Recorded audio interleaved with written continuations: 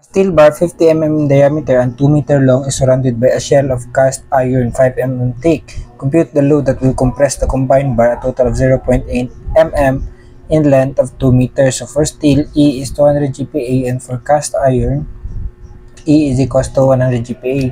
So nato tayo steel bar. Steel bar na 50 mm.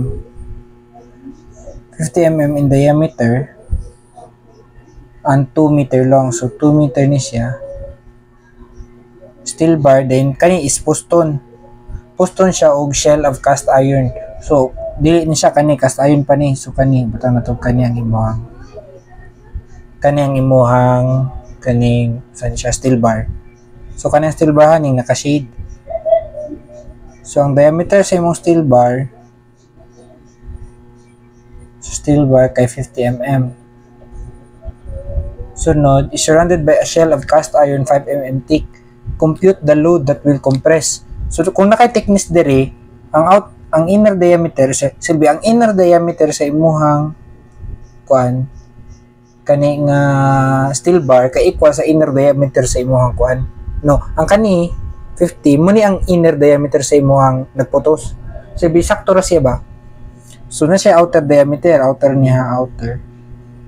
which is 50 plus 2 ka thickness. So na siya 60 mm na diameter. So compute the load that will compress the total elongation of 0.8 mm in the length of steel. So mo apply daw kag load diri. Mo apply kag load P. Mo ni mo gipangita. So i-apply nimo mo resist ni siya diri. Na sila resistance mo resist ang steel bar, mo resist pud imo ang shell kaning iron cast. So mo na ka nga P sa steel plus P sa iron is equals to total P nimo. So man imong working equation. So i-compress niya, consider mo na siya isa ka single nga bar, so dapat equal ang elongation. So pasabot na elongation sa steel is equals to elongation sa iron, which is equals sa 0.8 mm. So naman tayo formula nga elongation is equals to PL over AE. So i-rearrange na to. P na to is elongation times area times E over length. Na elongation times area times E over length. So muna substitute na to diri. Kuha mo na to ang P. So sa tong P is equals to una elongation. So equal sila elongation. So 0.8 mm times ang area niya. So unsa area ning steel? So area sa steel kay steel bar man ni siya. So pasabot dili siya hollow. So pi over 4 times 50 mm squared times ang iyahang E. Pila ang isa steel? 200 GPa.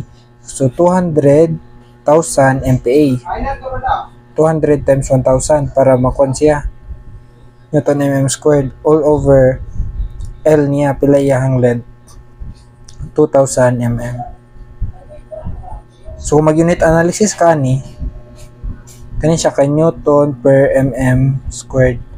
So cancel ni siya kay mm squared man ni. Cancel sad ni. So sobra ni mo Newton na lang. Plusan ni mo sa usa na pod 0.8 times pi over 4.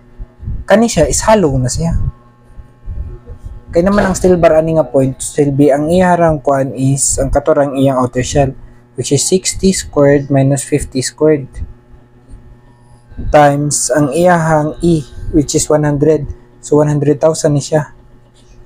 100 E3 over total length niya nga 2,000 mm.